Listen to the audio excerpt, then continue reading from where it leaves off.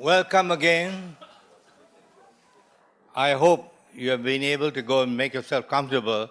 Otherwise, I was going to ask you to stand up and sit, stand up and sit. But let me try something else, see whether it works. The laughing therapy. I'm going to laugh, join me and laugh.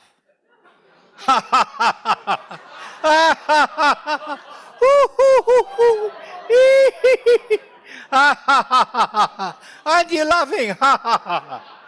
Okay, now I feel better and I hope you do too.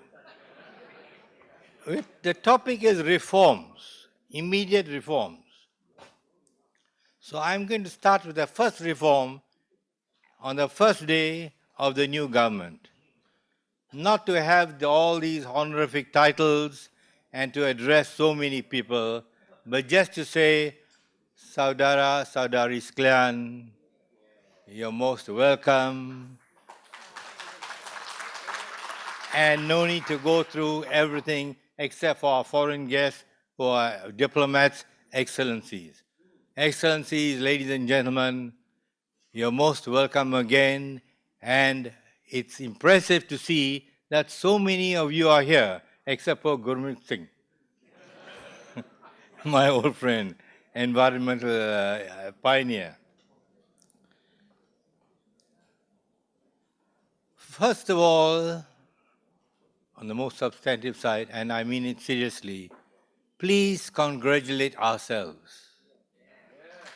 As I think Professor Wu pointed out earlier, and others, we must be really proud of ourselves. No violence, no gunshots, nobody died. We all live to celebrate this great occasion and our victory. It has been a smooth transition, but election, the results of which I must confess I never expected. How many expected the results this way? I just want to be more interactive. How many expected this? Wow, you see, it's a very small minority. Most of us expected, I think, a kind of status quo. Am I right? No? I say we make it interactive and informal. The topic is key immediate reforms. I'm not very comfortable, Professor Wu, with the word immediate. Means straight away now. What can you do straight away? But if it's urgent, if it's priority, I agree. And for that, just to get the panel to think perhaps along some of these lines, but they are independent, they can say their piece. Hello? You want to call my attention? Okay. I think the first thing, and this issue was brought up earlier on the people's minds, is inflation, the cost of living. There has been a very clever, I think the present government or the opposition of yesterday played up this word GST, which got very catchy. But most economists, I think, will agree, and the panelists can comment. The prices, the inflation, the cost of living is not due to GST alone, or even mainly so. There are structural issues that got to be addressed. The basic disequilibrium between supply and demand, the wastage, the corruption, the confidence factor which gets the exchange rate affected, imported inflation. These are all basic issues, fundamentals that affect cost of living and prices, and not only GST. I bet even if you convert GST to SST, there will still be inflation and rising so. So something that the panel can think about. I think what is also needs reform, and people have been obsessed with it and concerned about it and anxious about it in the last 6 years, where it has got worse and worse, is racism, religious bigotry, polarization. These need to be addressed for reforms. Human rights, our record has been putrid. If you compare it to the conventions, we have not acceded to many. And of course, sustainable development goals, we have not been able to do much in the past. We have new commitment for the future, but there again, I don't think on the environment and other issues we have done, we have got a good record. So, of course, the other point is debt. There again, debt is not the problem, but the way the money is spent. So these are just main issues which I think the panel may want to consider. We will give each one about 15, 20 minutes, and then have more time for discussion and debate. Our first speaker is Ibrahim Suffian. He is well known through the many surveys he does, and I think he is a pioneer in this field on the scale that he is, and has given a lot of guidance and indications to what people really think on the ground. Otherwise, we are run by a lot of hearsay, rumors, but when you have statistical backing, it makes a big difference. Now, he's co-founder of this program, the director of Moderator Center, concentrates on opinion research. He was an investment banker with an MBA, and he was a World Fellow at the Yale University in 2011. So he's eminently qualified to talk about his subject, which is opinion surveys, and will tell you what went wrong and what went right. I still don't understand what really got us to this stage, but maybe he will. Ibrahim, the floor is yours.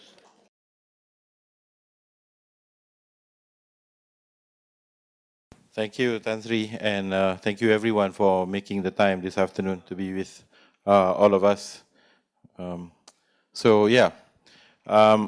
think before I go into the nuts and bolts of what happened, what turned out right and what went wrong, I think I want to also, beyond just congratulating ourselves, I think we need to understand, the broad themes of what had happened. This is not in many ways something unique. This is something, a confluence of many factors that has over the last few decades come together and brought us to this moment. And this is a very precious moment so let us not be too drowned in our euphoria and then lose it in the next term. Because as many parties have achieved many countries have achieved democratic breakthroughs, many countries have also lost it and then slid back into authoritarianism. There are a number of factors that underpin the characteristics of a very successful democratic breakthrough that we just experienced last week. First, the presence of a coalition of political parties. Now, many people, including myself, did not believe right up to about 8 p.m. on May 9th that coalition would be able to pull through, because of looking at the history of our political process and also the political behavior of our people. It did not seem possible, but yet the impossible happened. The other thing was the presence of a charismatic leader that would be able to galvanize, mobilize public support towards one direction and then mobilize them towards supporting that particular coalition over others. And the third important characteristic is the problems of endemic corruption and other issues such as the economy and so on that galvanizes public opinion to seek change more than other factors that bind them to the status quo. So these were the three, I would say, important elements that brought the change on the evening of May 9th. But I think one thing that was a proud moment for me was how seamless, how smooth the transition had been. And there is something very, I would say, Malaysian about that. And that there are a lot of things, this wayang kulit thing comes to mind. There are a lot of things that we see happen unfolding during the campaign, but it is also, I think, obvious to me, but it's something I don't have hard facts to talk about, that some deal making, something had already been arranged. Because the moment our Prime Minister announced that he had the majority, the police UTK guards arrived, KSN called him, and then the whole smooth transition began to take place. So I'm saying this in the open without any fear. So we are going to test, this new regime, whether or not it's going to behave like the old one. Right. So what really happened on May 9th? So from the standpoint of myself doing the surveys together with the team that put in a lot of effort, May 9th left us scratching our heads, because as I was driving from my office going to the places where the election results were going to be tabulated, we were getting unconfirmed reports about seats in Sarawak falling, Mas Gading, Puncak, Borneo, and the others.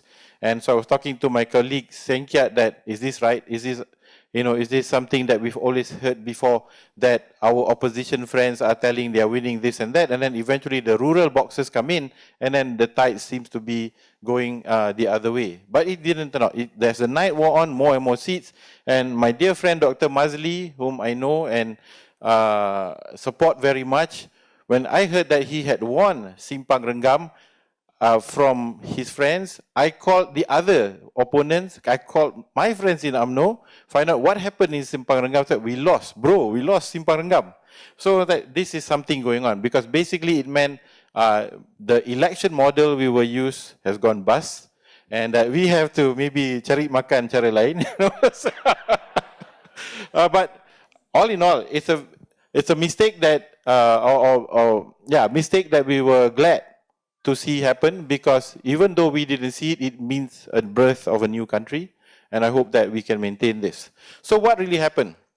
From the data we have, because we were conducting 3 polls at the same time, we were conducting a West Malaysia Peninsula level survey on a daily basis, so covering 70 marginal seats, and then we were also conducting a survey of marginal seats in Selangor, because we had clients in Selangor, which we now is no longer under embargo, so we can talk also about the results. So we were working for PH in Selangor to look into the results. And then we were also working for some key leaders who are in PH in Johor, looking at some of the results there as well. So when we were looking at that, we noticed that there is a swing developing in the final few days of the campaign. Beyond that swing, what generated that swing, beyond the issues that we know were evident, is something that we missed, which is the leadership factor. The charismatic leader in the form of Dr. Mahathir that galvanized people. And beyond him, I think he brought out all his old colleagues in the cabinet. Rafida Aziz, Daim Zainuddin, Rais Yatim came out, and then in the last couple of days, even Syed Hamid Alba showed up. So we saw all of these people, and we were like, can these people really swing the numbers, And I will show you the numbers.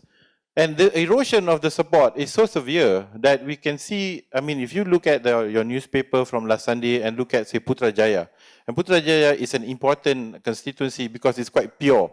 It's 97, 98% Malay, 90% civil servants, and then you can see how the civil service voted. And this is a kind of microcosm of how the Malay voting pattern has panned out on election day. About half of the civil servants in Putrajaya voted for Barisan Nasional.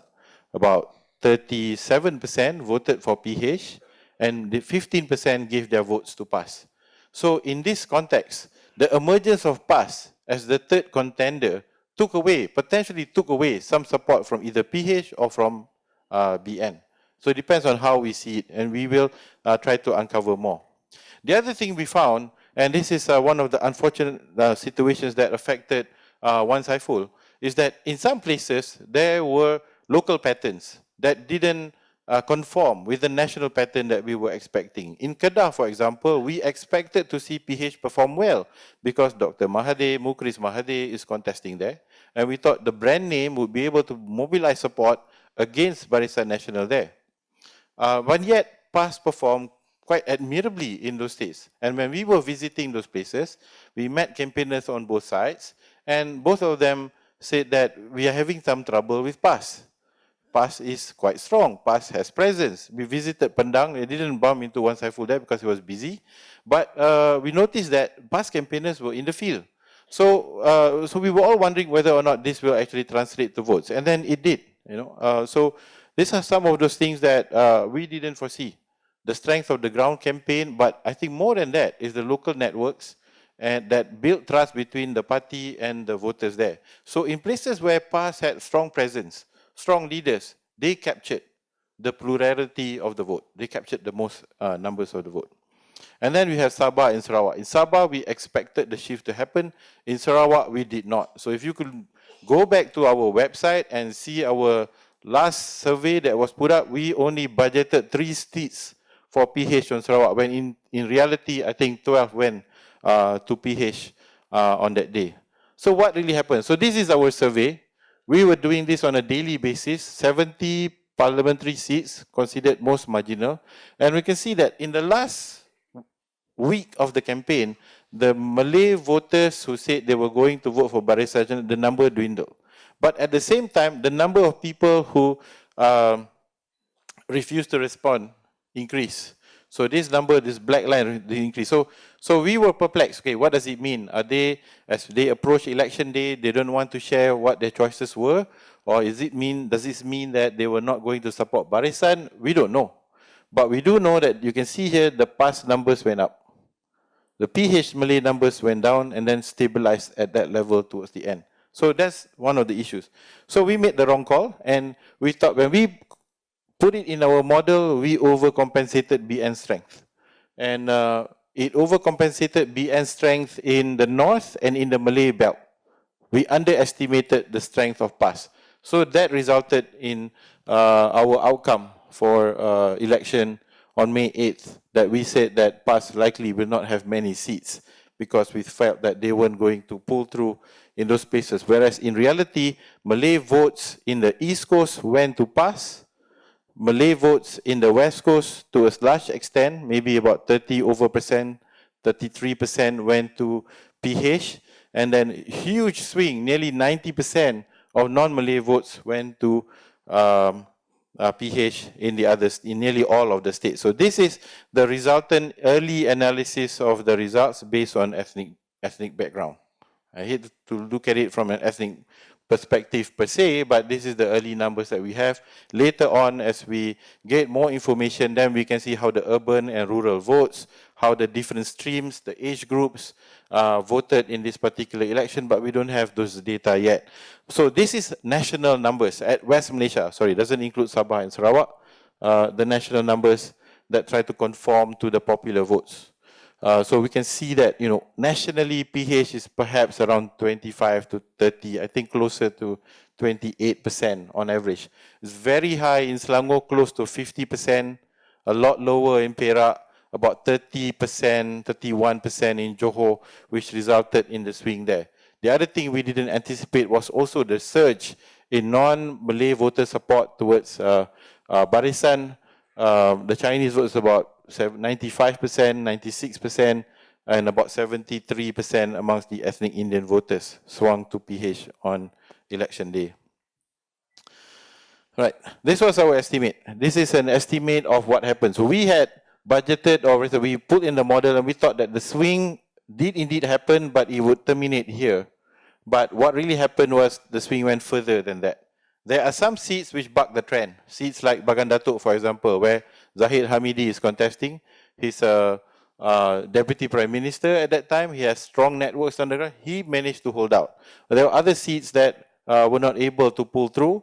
But you can see that this is the extent of the swing at the national level for the 51 seats that PKR contested.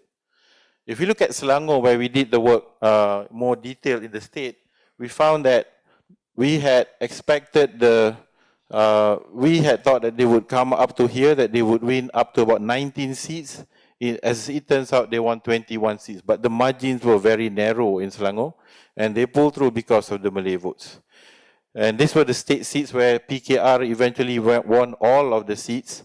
So we were focused on working in some of these places, advising some candidates, and in the last couple of days, the margins were very narrow. These were like 300 to 500 votes, and and they pulled through. In Johor, for example, the survey ended on Sunday night, and on Sunday night we saw that the swing would end up around here, which would give them about 16 parliamentary seats. There's other detailed charts that show state seats and so on. But we also gave Pagoh. Pagoh was supposed to be the safest Barisan seat, but we know Pagoh would swing, having done some detailed work there. So 15 that was already in the bag, plus one more. In the end, they went all the way to Simpang Renggam, but stopped short of Sembrong. And that saw Mazli win the seat. So when Mazli said that he was winning, we know the state would fall for certain. We were already anticipating the state would fall the week before because of the numbers that were looking so strong. So what is this early analysis tell us? There was definitely a revolt on GST. I think a lot of people, when we ask, right up to election day, what is that single most important issue for them? It was the GST, it was corruption related to 1MDB and the whole thing. The other issues related to ethnic issues, ethnic rights, didn't matter as highly as the vote for most voters. If we look at what factors influence, we showed this before, prior to election and our forums, and we found that overall, there was a shift. Before nomination day, and then after nomination day. This is taken on the day before election. The red line represents on May 8th. You can see this big jump in terms of people looking at credible leadership. And this is the Dr. Mahathir effect. If we break this down into Malays and non-Malay votes, we can see that Dr. Mahathir's presence in the field, leading the campaign, reduced Malay importance placed on Malay rights and heightened the importance of leadership, as well as talking about the economy. So that, I think, allayed voters' concern. So voters who wouldn't otherwise vote for an opposition party, who would be fearful that voting in opposition would jeopardize Malay rights, shifted to the opposition because of the presence of Mahathir, along with the other BN stalwart, former BN stalwarts. And this is the non-Malay votes, which didn't significantly shift very much. Interestingly, the desire to have clean government went down a bit, and then having credible leadership and better public services improve. So they don't mind a Mahathir or a Daim, but so long as you get to change government. So what was it ultimately? When we talk about leadership, it's basically an UMNO revolt. A couple of things going on. We have public mobilization of issues, but also internally within UMNO, something happened within UMNO that caused the erosion, the departure of supporters towards the competition. This late swing happened in the final 3 days of the campaign, which we detected, but it was unevenly distributed. In states where PAS had a strong presence on the ground, they benefited from the swing. And in those places, PH hardly gained any sizable share of the vote. In the West Coast, the votes were more evenly split. Like BN would take about 40%, and then PH and PAS would take about 30% each. And what we've also noticed is that at the end of the day, when we look at it all, the combined share of PAS and UMNO today, with respect to the Malay votes, is actually much bigger than the PH share. Together, they have about 2/3 of the Malay votes. So yes, while we have this electoral and a democratic breakthrough, it is one that must be preserved and one that is actually quite imbalanced in terms of the overall voter support when you look down into the Malay ethnic issues. There are a couple of issues where we noticed that in a situation when it was a two-corner contest, like this Don Bukit Pasir under Tan Sri Muhyiddin's seat in Pagoh, the PPBM candidate couldn't contest. He was disqualified. I can't remember the reason why. There's only a two-way contest between PAS and BN. PAS won about nearly 60% of the votes of the Malay voters there. In Don Chenor is a small Don. I don't even know where it is, but it's somewhere in Maran. It is a typical Felda area, rural, 97% Malay, and a microcosm of the Felda areas that we always like to talk about. We see a very interesting voting pattern. Just interestingly, there are 54 of these Felda parliamentary seats. 26 this time went to PH and PAS compared to only 4. So this is, don't you know, how the voters break down. This is done by Mr. Tan Seng Kiat, my colleague. So he analyzed Cheno, looking at the voting pattern, and we see that this is a typical voting pattern that we saw in the east coast of Pahang and certain parts of Terengganu and the lower upper Kelantan. What we noticed was that BN in 2013 had nearly 60% of the votes there. And this is 97% Malay. So we can say this is 97% of the voters are Malay. So Malay votes. But in this particular contest, three-corner contest, the Malays split their votes. Nearly half gave their votes to PAS, but PH only received about 8% of the votes there. So while we, I think in the West Coast, in Klang Valley, sort of bask in this newfound breakthrough, there are differences that I think we have to be aware. And this is another final example, Camp Mahkota, which is the army base in Kluang, headquarters of the 7th Infantry Brigade, about 3,000 voters there. And here we have how they voted before. There was a reduction of about 20% of the army personnel votes that went from BN and went to PH. So about 2/3 still voted BN, but those that went to the opposition split their votes between PAS and PH there. So what does it say for the future? Just to that stage set for the other speakers. I think the challenges of the future remain, but and I think the new government is, I think, amply aware of what the situation is like. So I think the challenges will be to keep the momentum of reform and the momentum of consulting the public alive, to keep the thing moving forward and not be bogged down by the politicking and so on, so that people feel that they are part of the change and that change is happening, even though small. The reason is because the moment things are stalled, then the whole issues of ethnic and religious divisions will rear its ugly head again. Number two is, while I think UMNO is and Barisan Nasional is now, licking its wounds and I think a bit confused, at some point the competition may come back, and so it has to be prepared to face its competition, but do so in a very democratic and also professional manner. And then finally, I think, is the need to manage the expectations of the public when it comes to dealing with reforms that we were talking about, but also the key deliverables that propel people to make the change, the economic issues and so on. So I think the other panelist is going to talk about that, and I wouldn't go there, but just one point that I want to say is that the issue of Islam remains very important.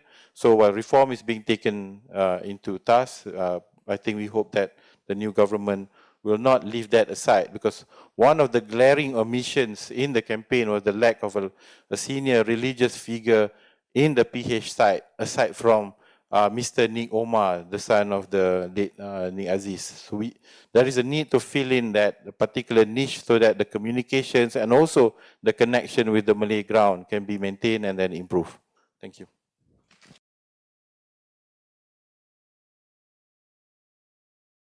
You made a very interesting point, which we can comment upon later, which is Tun Mahathir made such a big difference. Maybe it's useful to be able to quantify to what extent there was this big difference, so much so that apparently Malay voters did not concern themselves too much with race and religious issues. I think that's very significant.